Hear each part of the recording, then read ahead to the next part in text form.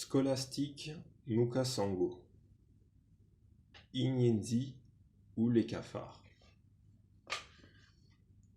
En face de l'école primaire, où on nous avait logés, à l'autre bout de la cour, où les femmes avaient installé leur cuisine, s'élevait un vieux bâtiment colonial, haut mur blanc.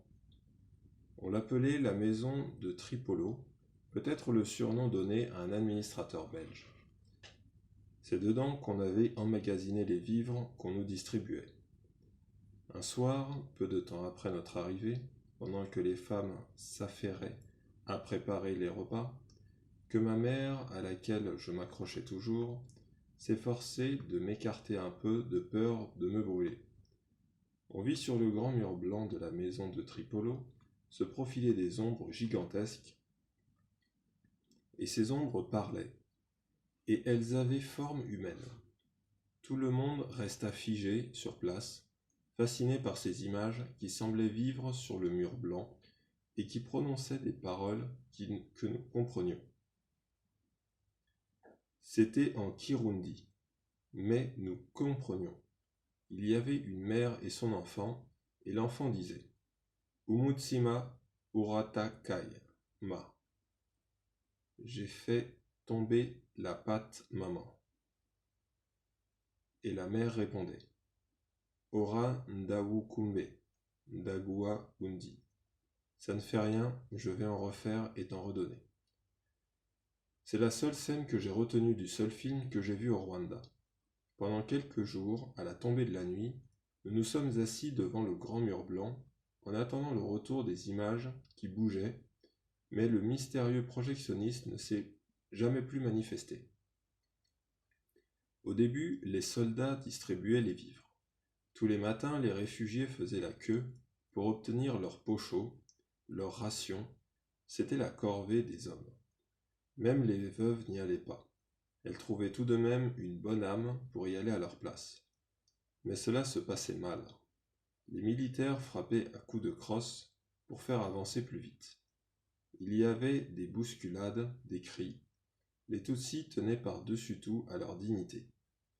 Ils ne pouvaient supporter les humiliations et les débordements et les désordres. Aussi, une délégation de notables, et parmi eux il y avait mon père, obtint que ce soit les réfugiés eux-mêmes qui fassent la distribution, et dès lors tout se passa dans le calme. La nourriture qu'on distribuait nous paraissait bien étrange. Il y avait une poudre blanche qu'on délayait dans l'eau, et ce liquide, qui n'avait pas de nom, on nous le donnait à boire. Cela ne pouvait être du lait. Cela ne venait pas de la vache, et d'ailleurs, comme l'exige la tradition, on ne boit pas le lait dans des récipients en métal, mais dans des pots à lait taillés dans le bois de certains arbres et qui font l'objet d'un grand respect. Les adultes, indignés, ont refusé de boire, mais comme les enfants mouraient de faim, les mamans ont bu, puis elles ont donné le lait en poudre aux enfants. Et puis, il y avait les tomates. Bien sûr, nous connaissons les tomates, des petites tomates, de la taille des cerises, qui servent à faire la sauce et à cuisiner les bananes. Mais celles qu'on nous donnait étaient grosses. On ne savait qu'en faire. Mes parents refusaient de les manger crues. Mais comme il n'y avait rien d'autre, on obligea les enfants à en manger. C'est en pleurant que j'ai mangé mes premières tomates. Les déplacés de Nyamata espéraient, une fois le trouble apaisé, pouvoir rentrer chez eux. Les familles avaient quitté les salles de classe et avaient construit des cahutes dans la cour et autour de l'école. Dans la savane, ce n'était pas l'herbe qui manquait. Mais tout cela devait rester provisoire. Il n'était pas question de s'installer. Nous devions rentrer chez nous, très bientôt au Rwanda, car pour tout Nyamata, ce n'était pas le Rwanda. Un matin de bonne heure, des camions revinrent. On nous rassembla dans la cour de l'école, tous pensaient « Enfin, on vient nous chercher, cette fois l'exil est fini, on rentre chez nous ». On fit l'appel. Cela ne concernait que quelques familles Hutus qui avaient été emmenées par erreur. Elles retournaient au Rwanda, comme nous disions.